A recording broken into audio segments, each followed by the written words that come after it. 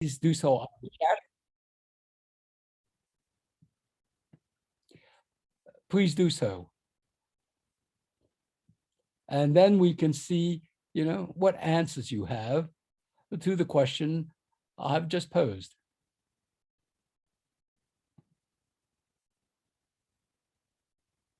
Okay.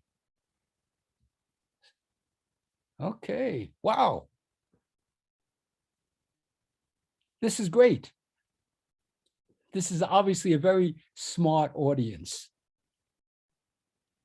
Okay. Let's see if there are any others who would like to answer this question.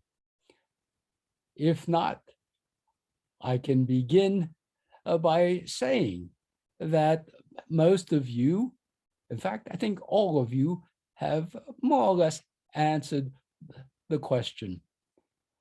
And the answer is yes, this is the Transcontinental Railroad, right? It is celebrating the completion of the Transcontinental Railroad. They are basically celebrating the joining of the Transcontinental Railroad at Promontory Point, Utah on May 10th, 1869. Okay, so I have a follow-up question for you. Why is the famous Transcontinental Railroad significant in the development of the United States?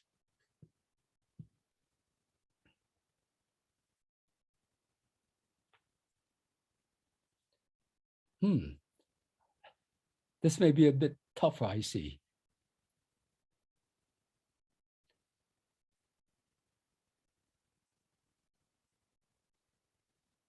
Okay, very good. I see some good answers coming up already.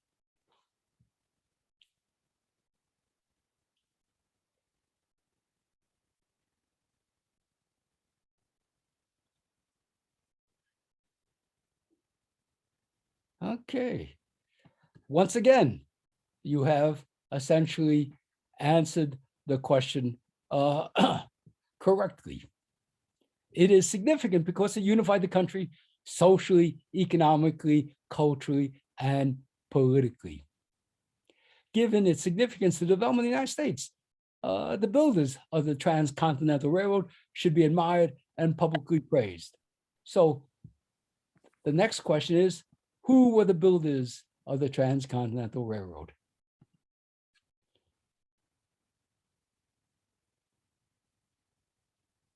Oh, Kevin, I knew you'd get the answer. I happen to know Kevin. Okay.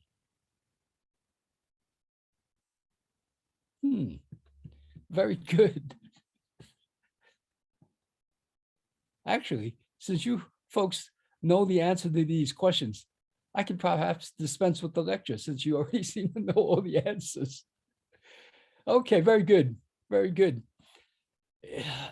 The answer to that particular question is, first of all, immigrants. I think it's important to note that the laborers, the railroad workers who built the Transcontinental Railroad were mainly immigrant laborers, mainly Irish immigrants built the Union Pacific, and mainly the Chinese immigrants built the Central Pacific. Over 90% of those who worked on the Central Pacific were Chinese. As many of you already know, the Union Pacific starts from Omaha, Nebraska, and the Central Pacific from Sacramento. Now, the question I have for you, and I want you to go and look at this picture again. Do you see any Chinese in the picture?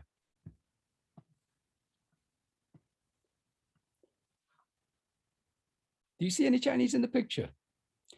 Now, this is not an exercise in looking for Waldo, just simply look at it, see if you see any Chinese in the picture. Oh, someone says, Melinda says, of course not.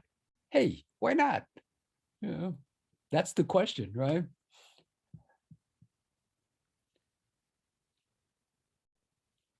Okay.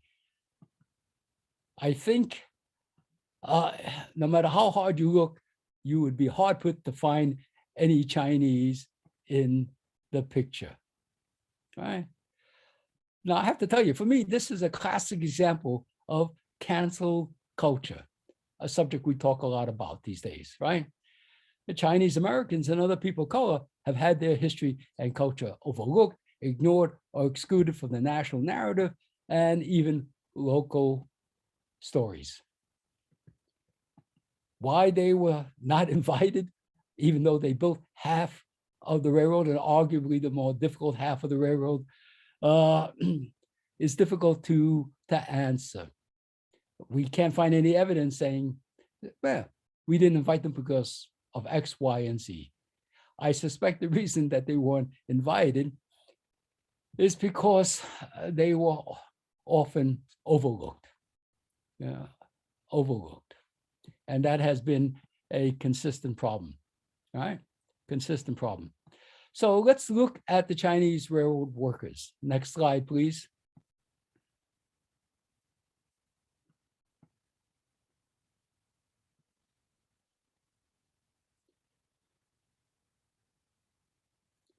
I figure if they weren't included in the celebration, I'd like to at least show you some of them. Ah, there you go. Okay.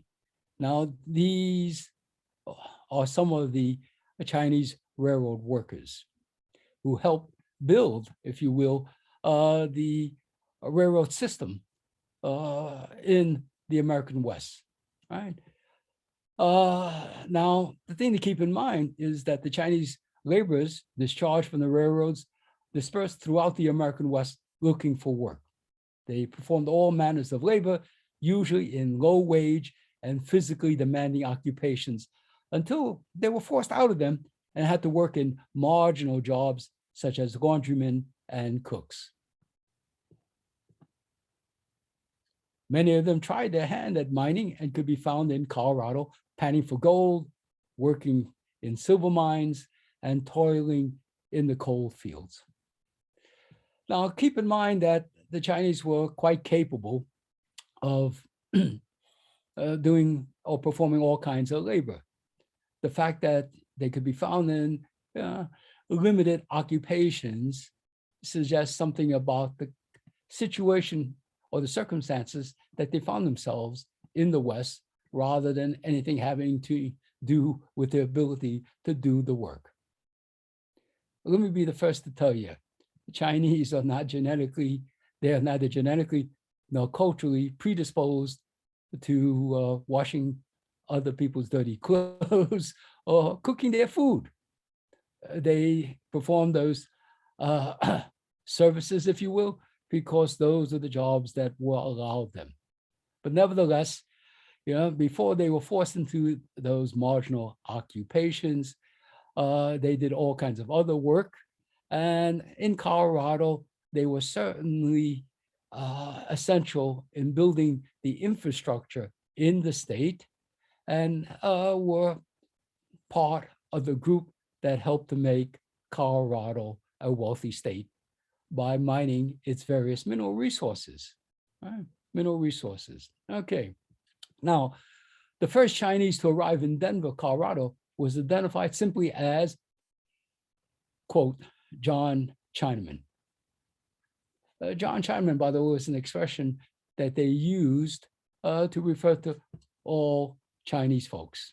It was a pejorative term, but it was one that they used to describe the Chinese among them.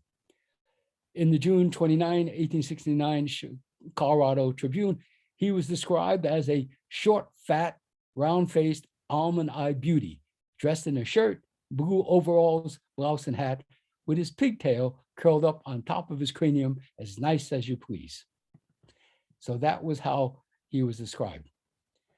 Like other immigrant groups, such as the Irish and the Italians, the Chinese established an ethnic enclave in Denver, which Denverites called Hop Alley, a pejorative name to stigmatize the Chinese inhabitants as opium eaters. Actually, Denver's Chinatown was a thriving working class community. a place where, Chinese throughout the state could come for supplies, rest and recreation, and a good meal. It was nearly destroyed on October 31st, 1880. Next slide, please. Oh, wanted to note that this is another example of, if you will, Chinese miners working in the gold fields, panning for gold. Next slide. Yes, this is a very famous picture. This is the Wilkins drawing illustrating the anti-Chinese riot that occurred on October 31st, 1880, where a mob estimated to be between 3,000 to 5,000 Denverites descended upon Chinatown, which is inhabited by about 450 residents. The rioters engaged in raping and pillaging. And I have to tell you, the rioters were not just having a bad day, they were hell-bent on destroying Chinatown and its people. This is one of the worst anti-Chinese incidents that occurred in the American West. Once upon a time in the American West, there were over 200 Chinese communities until they were destroyed and the Chinese were driven out of them. They were perceived as an economic and social threat and suffered harassment, violence, and exclusion because of it. They suffered from nativist-inspired ethnic cleansing campaigns. Next slide, please.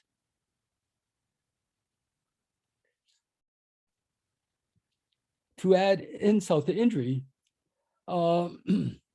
this riot, along with other Chinese incidents, would be cited as a reason for the passage of the Chinese Exclusion Act in 1882. Now, this quote, as you can see, says, "The Chinese must go." The variety of, according to John Hyam, who's written this the world is classic, Strangers in the Land, no variety of anti-European sentiment ever approached the violent extremes to which anti-Chinese agitation went in the 1870s and 1880s. Lynching, boycotts, and mass expulsions still harassed the Chinese after the federal government yielded to the clamor of their exclusion in 1882. There are a number of things to keep in mind when reading this, one of which is that there were anti-European sentiment.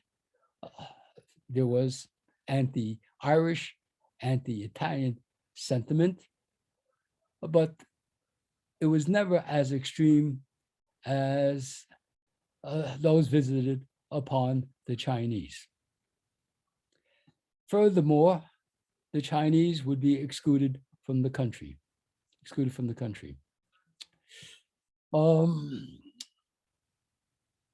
and when they were excluded from the country, they would cite many of these anti-Chinese incidents to justify it. It was, in effect, a classic example of blaming the victim for their victimization. Senator George Frisbee Hoare, a Massachusetts Republican, said at the time that the Chinese Exclusion Act amounted to legalized racial discrimination.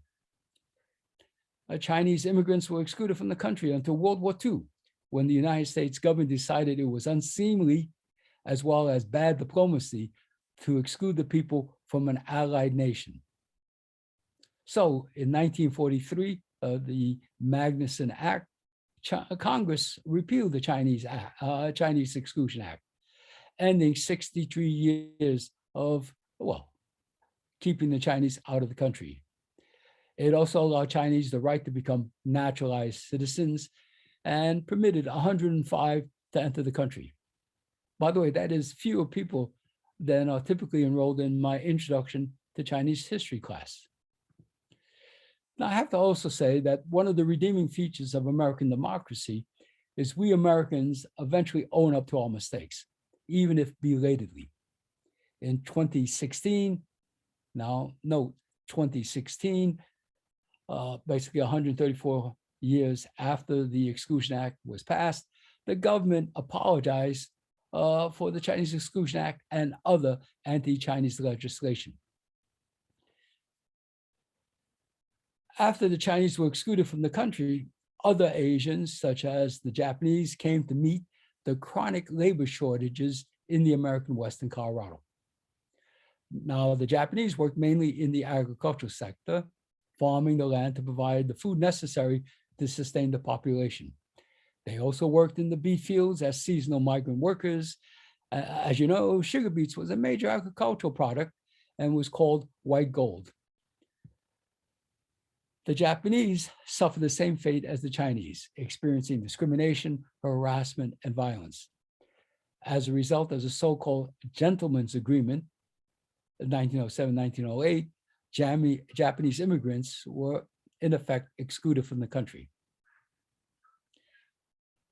In spite of their contributions to the development of America, Asian Pacific Americans have been demonized as an invasive species who were considered separate, different, and inferior. In 1934, the United States enacted an Immigration Act to exclude most Asians and Pacific Islanders from coming to America. Excluding Asians and Pacific Islanders from the country was part of the general yellow peril phenomenon, a racist metaphor that represents Asian people as an existential threat to Western civilization. Now, the worst anti-Japanese event to overtake the Japanese Americans was their imprisonment in concentration camps during World War II. After about 120,000 West Coast Japanese and Japanese Americans were imprisoned in 10 concentration camps in some of the most remote and desolate places in America. Next slide, please.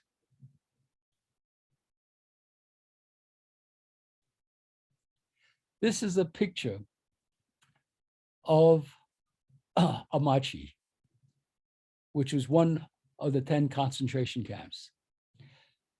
This camp is located in the southeastern part of the state near the Kansas border. Amachi housed over 7,000 people of Japanese ancestry. It looks like basically, an army base that had housed these Japanese and Japanese Americans. Next slide, please.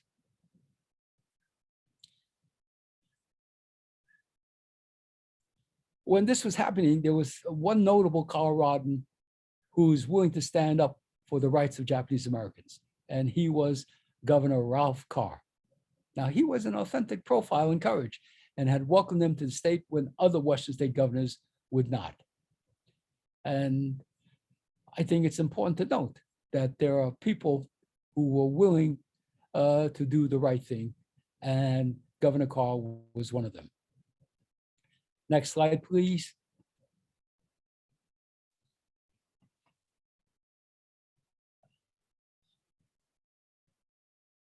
The forced evacuation of Japanese and Japanese Americans from America's West Coast and their imprisonment in concentration camps was one of the worst mass violations of the civil liberties of citizens in North America.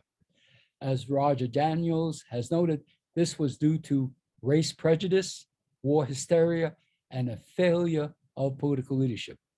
Now, in spite of their families being imprisoned in concentration camps, many young Japanese Americans enlisted in the American Armed Forces. During World War II, they, like other people of color, bore the dual burden of fighting racism at home and the Axis enemy abroad.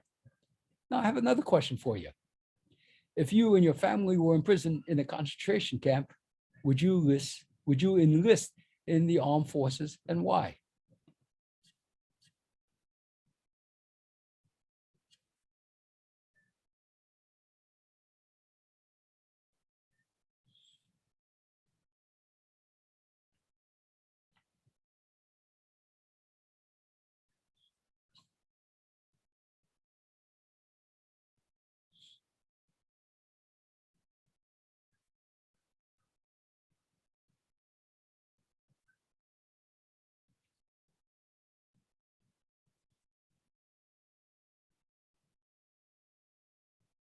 Oh, well, I must say, your answers, I find it quite interesting.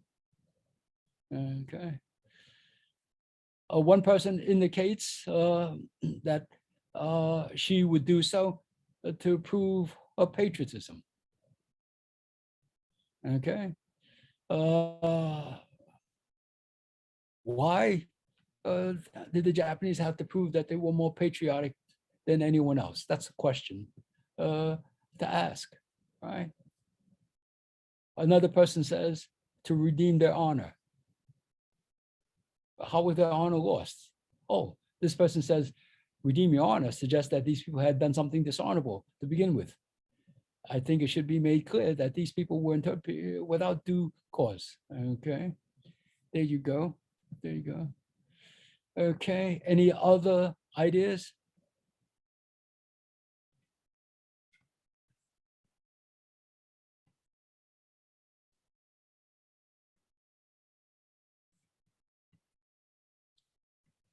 Well, I have to say, oops. Okay. Oh, another person says, I wouldn't fight for freedom for a nation that denied me mine. I think enlisting the armed forces makes a big statement. Okay, a variety. It means you pledge to defend the Constitution. So there's a variety of answers to that question. I want you to know this was a difficult decision for a lot of young Japanese Americans to make. Yeah.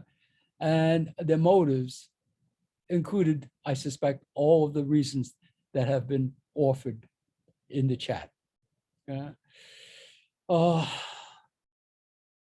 I suspect that maybe for many of them, an underlying motive was that they had something to prove, perhaps prove to themselves, something to prove to their families, and perhaps something to prove to the nation.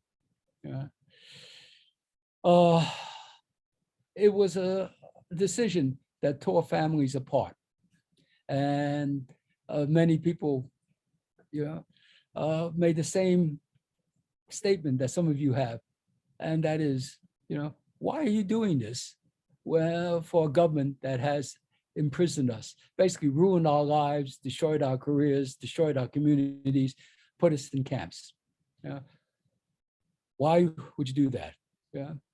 In fact, when I asked my students in class to take the loyalty questionnaire and things which dealt with their willingness to enlist in the armed services, I played the devil's advocate. And afterwards, I asked them, I said to them, what are you, stupid? Why would you, enlist? Don't you know that they may treat you as cannon fodder? And they will respond, in a variety of ways. One of which is that that someone said they wanted to perhaps prove their patriotism, their loyalty. Now, scholars who've examined the subject say that one of the reasons that so many of them enlisted was because they were young people and they were bored. They didn't want to be languishing in a concentration camp. And they wanted to get out, and enlisting, it was one way to do it. One way to do it. Next slide, please.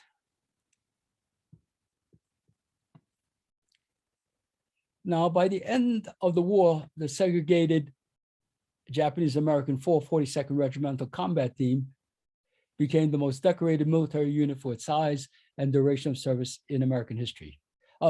I assume that most of you, if not all of you, know that during World War II, people of color, including the Japanese Americans, were in segregated units.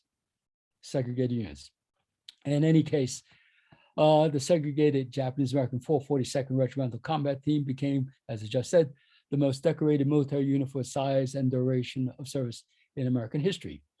22 Japanese Americans, including 2 Japanese Coloradans, and you have a picture of one of them, Kiyoshi Morinaga, and also Joe Sakato, won the Congressional Medal of Honor for conspicuous gallantry and intrepidity at the risk of their lives above and beyond the call of duty. So, in spite of what had happened to them and their families, they were fully prepared to enlist in the military, and they fought obviously with distinction. Now, as I mentioned earlier, with the government's apology for the Chinese Exclusion Act, we do learn from our mistakes. America atoned for the mistaken imprisonment of Japanese Americans. In 1988, the government apologized for the false imprisonment of its citizens and made reparations to surviving prisoners. They paid them $20,000, which, by the way, hardly repaid them for all that they had lost as a result of their imprisonment. Now, even, oh yes. Also want to mention that in 2011, Japanese American World War II veterans received the Congressional Gold Medal for service to their country. In 2020, Chinese Americans, World War II veterans, about 20,000, received the Congressional Gold Medal for service to their country. My father, who was a sergeant in the US Army during World War II, would have received one of these medals if he had lived that long. Now, even though they clearly defended the country, Asian Pacific Americans continued to experience racism after the war. There was, however, progress. In 1952, the McCarran-Walter Act allowed Japanese immigrants to become naturalized citizens, but it also maintained the national origins quota system established by the Immigration Act of 1924. Now, this discriminatory Immigration Act of 1924, which was based on this national origins quota system, ended in 1965 with the Hart-Celler Immigration Act. Once again, Asians and Pacific Islanders were allowed to enter the country in numbers equal to other immigrant groups. It established a new immigration policy based on reuniting immigrant families and attracting skilled labor to the United States. I also want to mention that equally important was the landmark Supreme Court case, Loving versus Virginia in 1967. The court ruled that state bans on interracial marriage was unconstitutional. These decisions were in part a response to the Cold War, when our adversaries called us, well, a racist nation not worth allying with, and our need to compete in the global economy. Naturally, as one of the growth states during the post-World War II period, Colorado attracted its share of immigrants. There are several differences from the earlier period that I'd like to note. Now, Asians in Colorado are a very diverse group. There are at least 13 different Asian and Pacific Islander groups in Denver alone. The 6 largest are Chinese, Asian Indian, Korean, Filipino, Vietnamese, and Japanese. The Chinese are the largest with 45,000, and the Japanese, the smallest, with 25,000. They are no longer restricted to low wage and physically demanding jobs, but occupy a whole range of occupations. They are, quite frankly, important in the state's information technology economy. They live throughout the state and no longer forced to live in ethnic enclaves or ethnic communities. They are also able to raise families. And as many of you already know, Asian Pacific Islanders are the fastest growing immigrant group in the country. Next slide, please.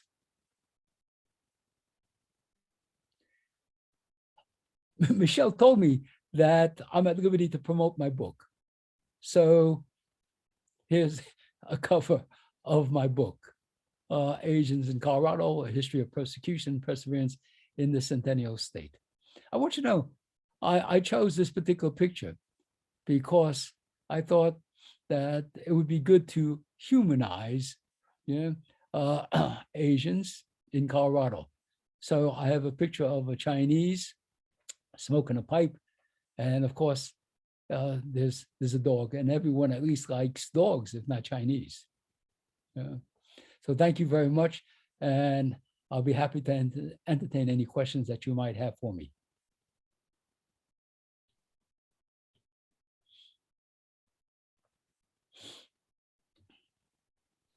Great. Thank you so much, Professor Wei.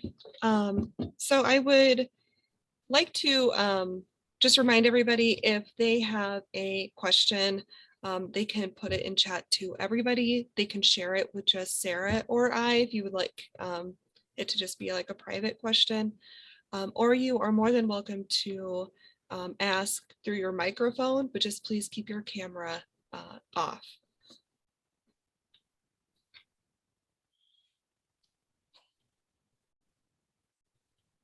And I'll kick off some questions while we wait for folks to add. Oh, I'm going to kick off a question and then we'll jump to some of the questions that are popping up in chat right now. So we had a couple of questions come up when we were talking about potential reasons or benefits to enlisting during World War II for Japanese Americans. Were Japanese American internees ever drafted, and did they join the war effort to gain citizenship? Oh, yes. Good question. The Japanese Americans were also drafted, as well as enlisting. And they were, whether they were enlisted or drafted, would end up in segregated units, beginning with the Hawaiian-based 100th Battalion, which was later incorporated into the 442nd Regimental Combat Team. Citizenship did not naturally come to them because of their participation in the military. That would actually have to wait until the subsequent McCarran-Walter Act, which allowed Japanese immigrants to become naturalized U.S. citizens. They didn't do it because that was something that was offered to them as an enticement. There were a variety of motives, and each person had to make up his own mind or her mind as to whether to participate in the armed services. Thank you. So to jump to the chat questions, I'm going to sort of unite a couple of these. What areas in Denver were the Chinese enclaves, and what, I'm going to add my own question, what did the Chinese immigrants call their own enclave, since Hub Valley was a derogatory term used by others? Yes. Chinatown in Denver started on Wazee Street. It was a small, relatively small community, densely packed community. Yeah. So it was between, Wazee and Market 13th to 17th streets downtown. And there was, of course, spillover into other areas, but basically that's where they were located. And what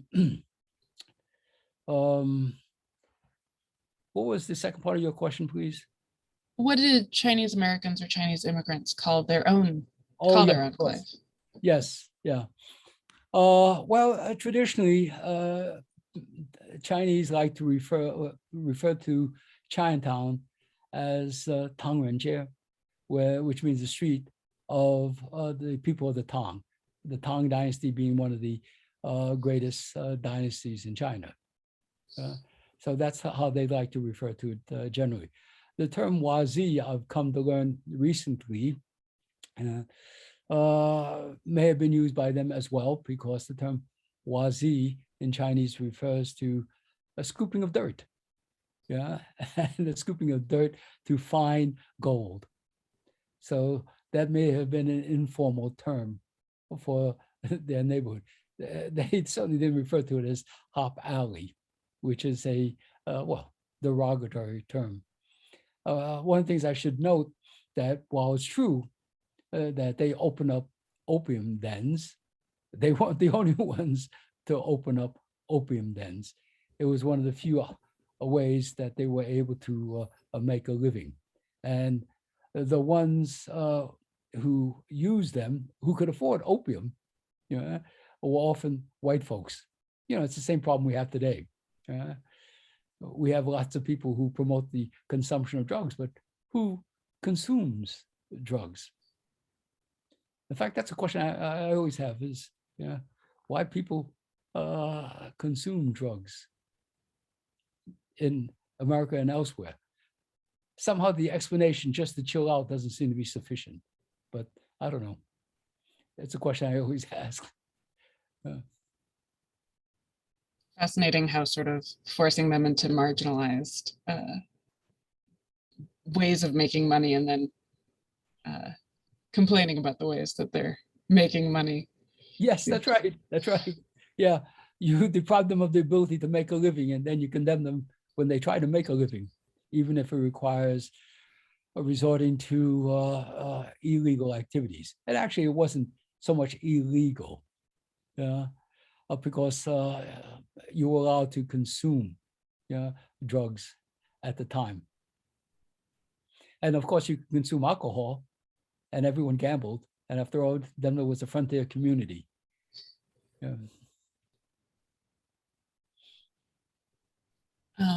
I'm going to jump to recent months and years. Have there been acts of violence against Asians in Colorado recently?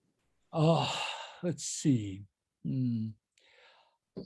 Acts of violence against Asians recently. Well, quite frankly, I haven't heard of any, that have been visited upon them. I know there have been in the past when various people have attacked Asians in Colorado as well as elsewhere. But the anti-Asian violence has spiked recently because they've been blamed for the pandemic. As you know, former President Trump promoted this by saying that it was a China virus, and consequently blamed the Chinese and China for the disease, though the question of where it started and how it spread remains to be answered. In any case, this has encouraged people to attack Chinese and, quite frankly, anyone who looks Chinese, which pretty much covers other Asian Pacific Americans, which is a rather unfortunate outcome. It's an example of their being scapegoated for a problem. And another thing to keep in mind is that there's a difference between Chinese and Chinese Americans. Chinese live in China, right? And we have Chinese Americans. But the problem they have is that to a lot of folks who are unfamiliar with them, they, one, look alike, and two, they are viewed as perpetual foreigners in their own country. And they are also considered a vulnerable population, easy to victimize. They are less, they say, apt to report the crime to the authorities, although we're trying to change that, encouraging people to, speak out when they are being assaulted. Speaking of assault, we're going to go back to the anti-Chinese riot in the 19th century. Yes. Did most Chinese people leave Denver after that riot? No, most of them remained to rebuild their community. After all, it was home, right? And you stayed to defend your home, and you stayed to rebuild it. And they did until there was a gradual decline in their population, and later as a result of urban renewal, and then Chinatown more or less disappeared. One of the reasons the population declined is because of the problem of two problems. One is the immigration folks did not allow women, Chinese women, to enter the country. They made it extremely difficult for them to immigrate to the United States, even those who had husbands in the country, to rejoin their husbands. The working assumption is that all Chinese women were prostitutes coming into the United States to engage in prostitution. So they summarily kept them all out. This was a result of the Page Law in 1875. And plus that coupled with this coupled with miscegenation, anti-miscegenation laws forbidding intermarriage made it very difficult, for Chinese to establish families here. The Japanese were much more fortunate, and they were allowed, to bring their wives to the United States or to engage in what is referred to as picture brides, that is marrying, engaging in arranged marriages, by exchange of pictures. And they were able to create families in the United States, which is one of the reasons why you had what they call a Nisei population, or second generation. And it was the Nisei who ended up joining the military during the Second World War. They, typical American kids, right? They like apple pie and they like to play baseball, and they found it difficult to understand why they would be summarily rounded up and forced to go to these concentration camps. By the way, when I talk about the Japanese Americans, I am talking about those located on the West Coast, because the West Coast was considered a military security zone, and they wanted to remove all potential saboteurs and spies and the rest. In other words, enemy aliens from the area.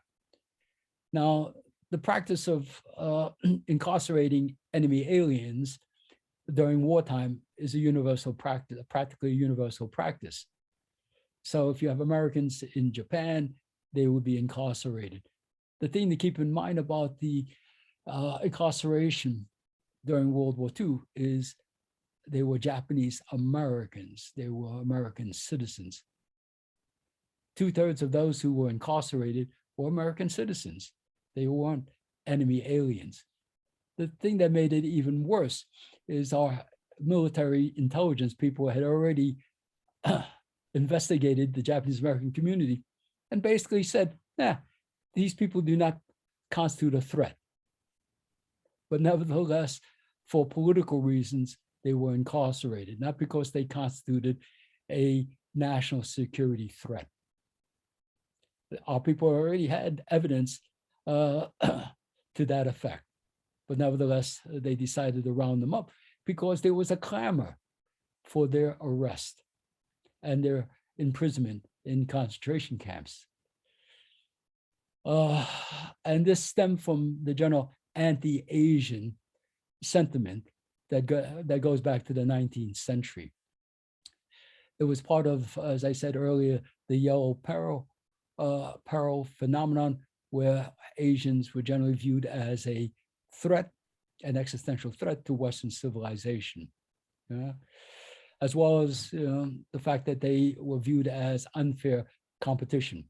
But see, in 1924, once they excluded them, kept mostly all Asians out of the country, there were no longer an issue, no longer an economic threat to our laborers, even though they weren't one to begin with. So that's why they started to demonize nations. So the Asian, the yellow peril threat persisted, but it changed from demonizing the individuals to demonizing nations. So we have a few questions about groups other than Chinese in Colorado. So can you talk about the Hmong, the Vietnamese populations and Korean populations? Sure. I'd be happy to do that. One of the things to keep in mind is that after World War II, we were involved in a number of wars in Asia, such as the Korean War and what I refer to as the war in Indochina, which would include the Vietnamese, the Cambodians, and the Hmong. And every time we get involved in a war overseas, we generate refugees and generate immigrants. In the wake of those wars, they will immigrate to the United States. They will immigrate to the United States because they learn about the United States from the Americans who were there. And the fact of the matter is, America is a great place to immigrate to. People like America. They like America because of its ideals. And they think that they will have a better life in the United States, right? And also they flee their countries as refugees, and many of them having fought alongside the Americans, they assume that they would be welcome in America, which of course is not true, as we've recently discovered with the difficulties we've had bringing Afghan interpreters to the United States, right? And things. So whenever we have a conflict, it generates immigrants and it generates refugees. America is still the place that people would like to immigrate to or flee to. Trust me when I tell you, they're not fleeing to Russia. They're not immigrating to Russia. They're not immigrating to China. It's like that Neil Diamond song, "Coming to America," and things. They really believe what we tell them about freedom and democracy. They think it's a great idea. I think it's a great idea too.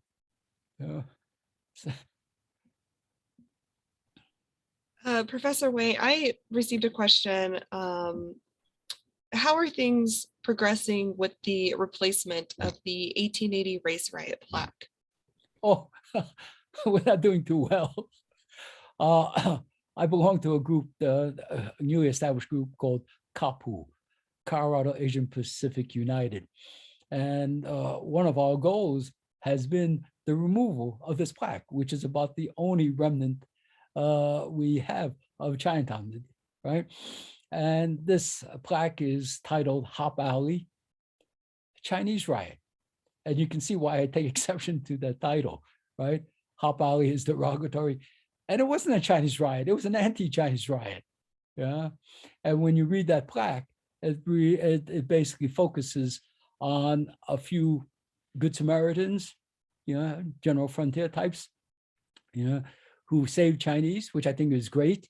I'm always, I believe in Good Samaritans. I believe in people doing the right thing. But basically the Chinese are anonymous for the most part, in a plaque that purports to talk about them, right? In any case, we have difficulties in getting the owner of the building where the plaque is to remove the plaque. We try to do things according to the rules, right? I want you to know personally, I just soon go there and simply take down the plaque myself. But my colleagues tell me, William, you don't want to do that. That would be considered illegal, perhaps a thing to do. So we try to do it according to the rules, but we're having difficulties getting permission to do it. But, hope springs eternal.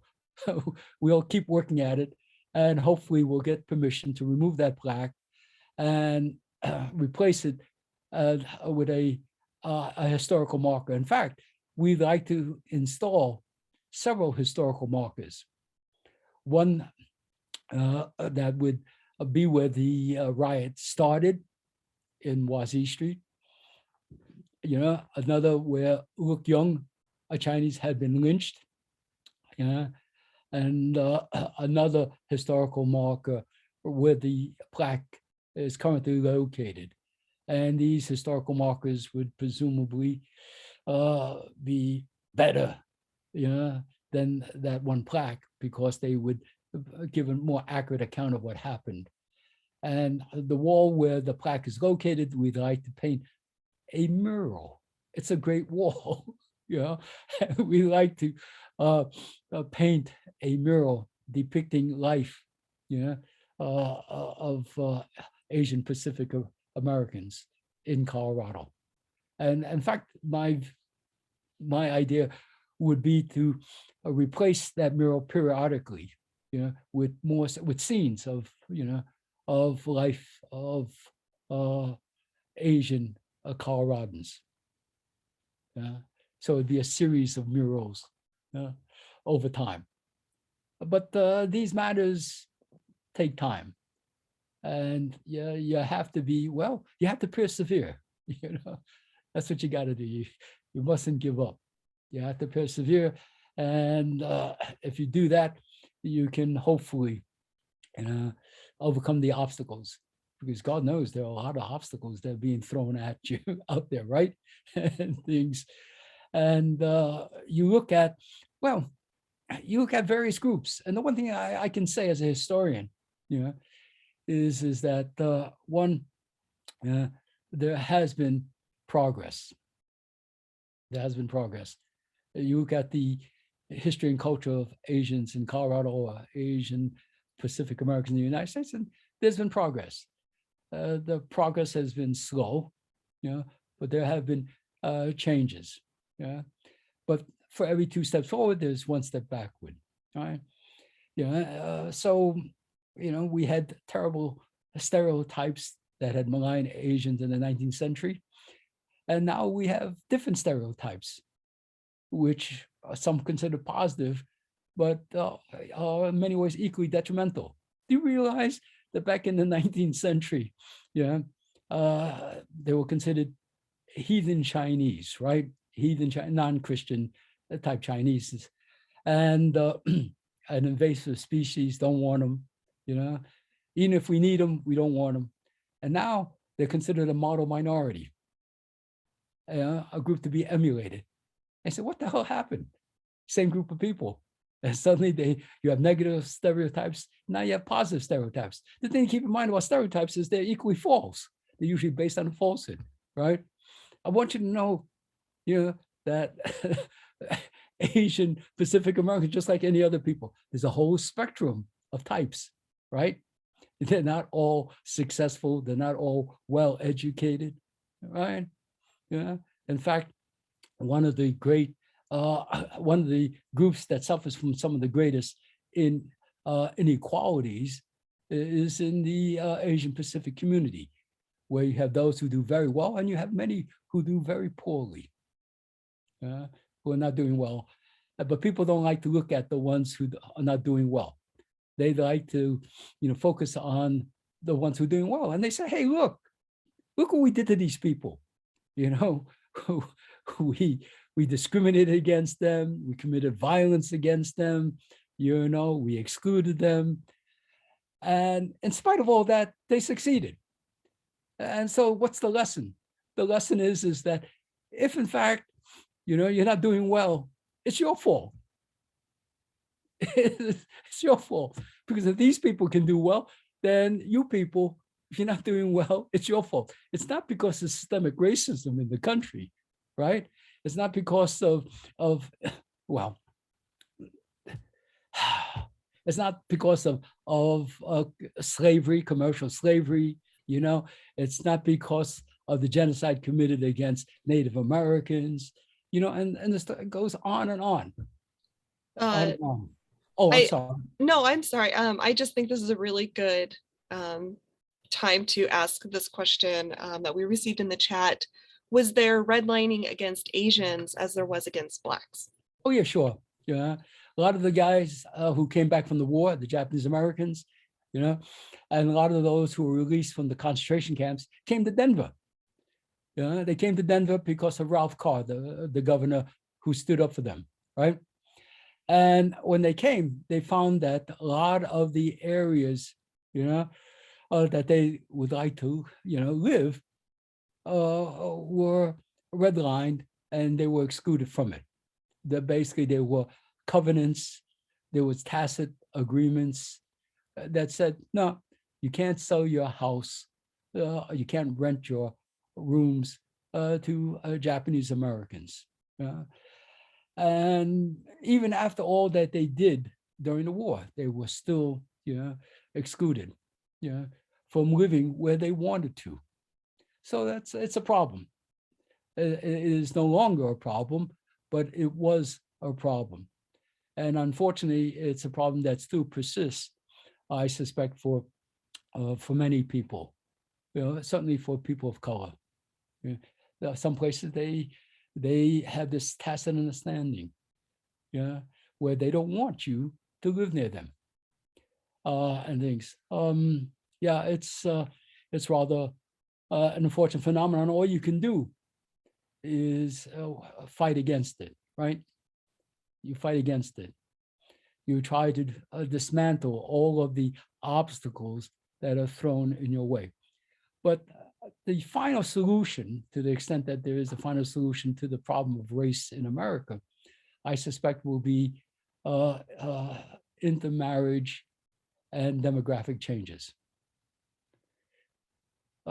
Basically through intermarriage, and as I mentioned, the Loving versus Virginia law issue that resulted in the banning, or rather the elimination of anti-miscegenation laws across the country. People ought to intermarry. And through intermarriage, what you're going to have are people who, like a lot of other Americans, they trace their ancestry to many different groups. At some point, if you're 1/8 this, 1/8 that, at the end of the day, you're going to discover that your personal identity is really just your national identity. You're an American. People will no longer see you as anything but an American. This is certainly how the white ethnic groups managed to overcome their problems, like the Irish and the Italians, who were discriminated against.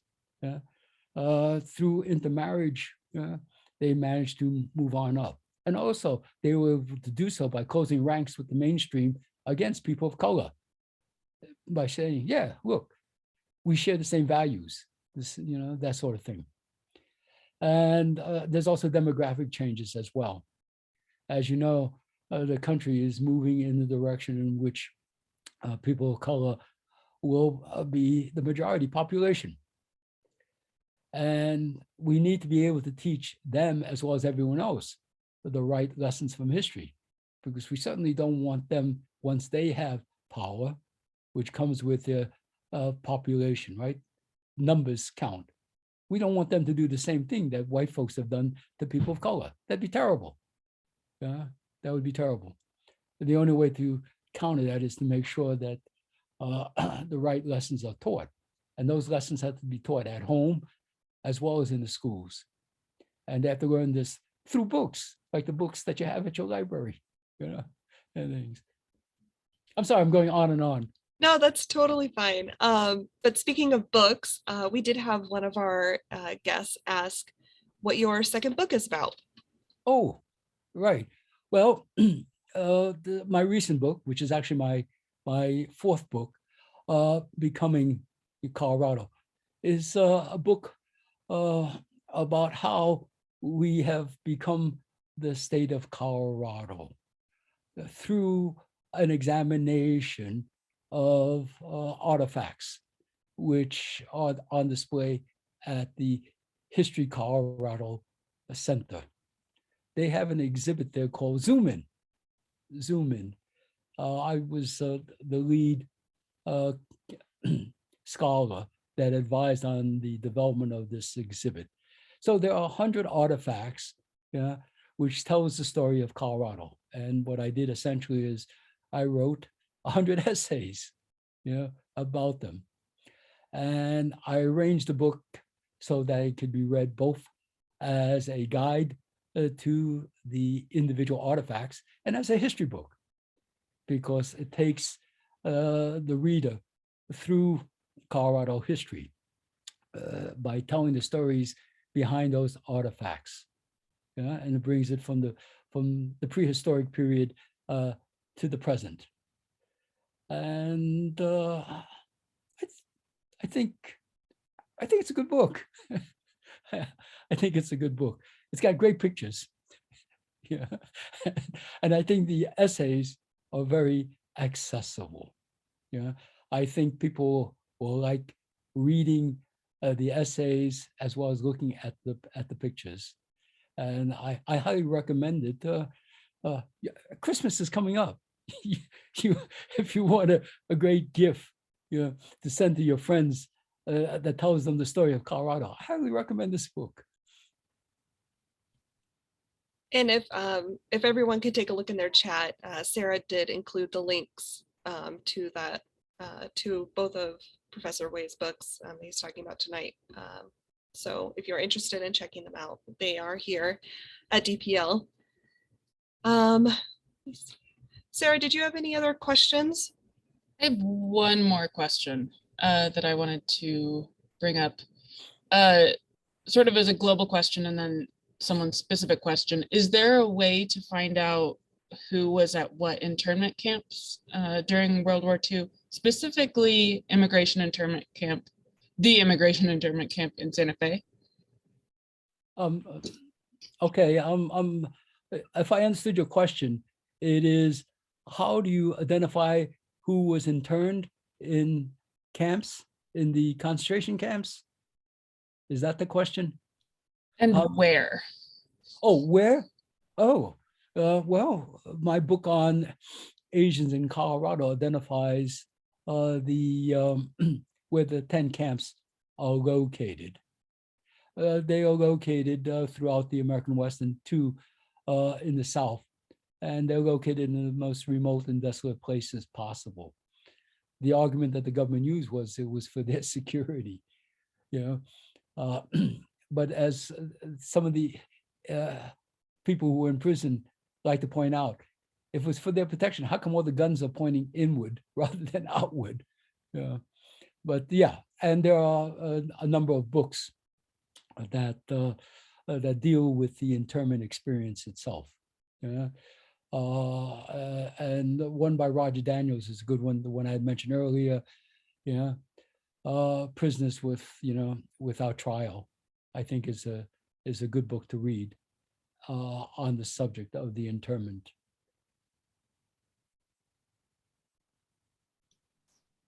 Is there a way to see who was at which camp if you're looking for example, a family member or something? Yes. I think there are organizations who have worked to do just that. You'll have to forgive me, I don't know the name of the organizations, but they are very concerned about those who intern, and a lot of those who are interned know of their fellow internees or fellow prisoners, and often they identify who they are by that very experience, because it was a defining moment in their lives. It in effect destroyed their lives and their communities, and they then began a new chapter of their lives as prisoners in these camps. And they often, think of themselves as, if you will, alums of the same experience, that sort of thing.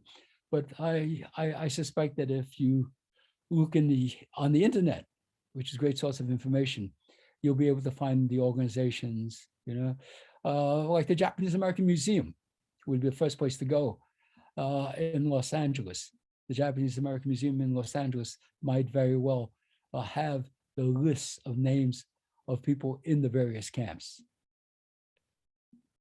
But I'm uncertain. Gail added in the chat that National Archives also has information on camp internees. Very good. Yes.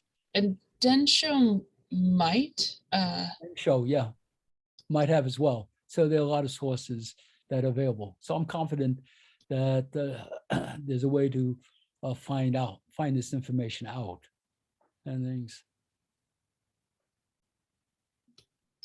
okay, I have one last question that I think I skipped earlier, about restriction of Chinese in the United States and the impact of Hawaii becoming part of the United States. Was removing the restriction associated with that in any way? What was the impact of adding Hawaii to the United States? I guess?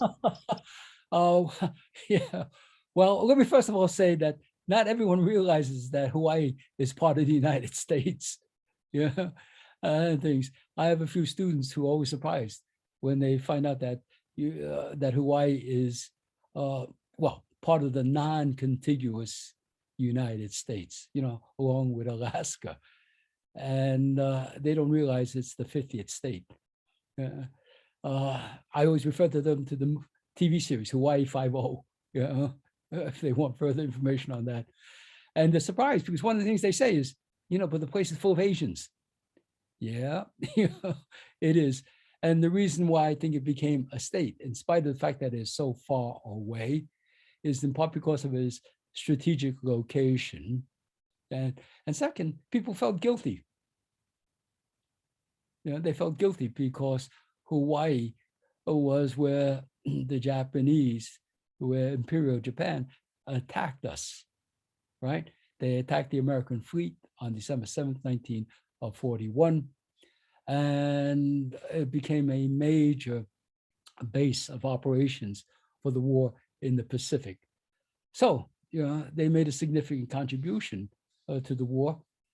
And the people who had participated in the 442nd, when they came back from the war, they lobbied to have Hawaii, made a state. And they can make a good case for it.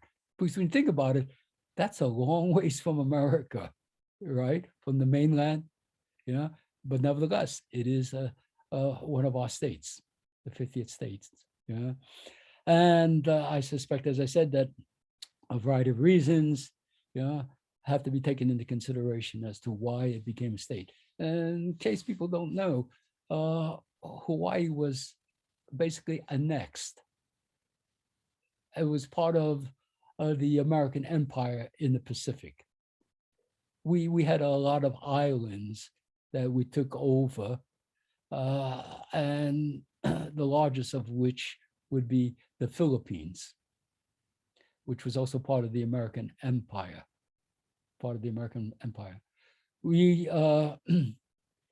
like to think of ourselves as sentimental imperialists, but we were nevertheless imperialists. And we had this empire which we were prepared to defend. Yeah.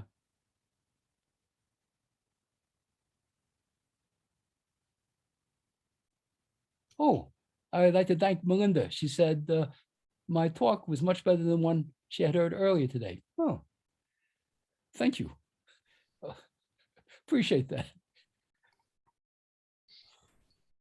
Any other questions? As you can see, I'm prepared to talk all night. Professors tend to be on the loquacious side. What can I tell you?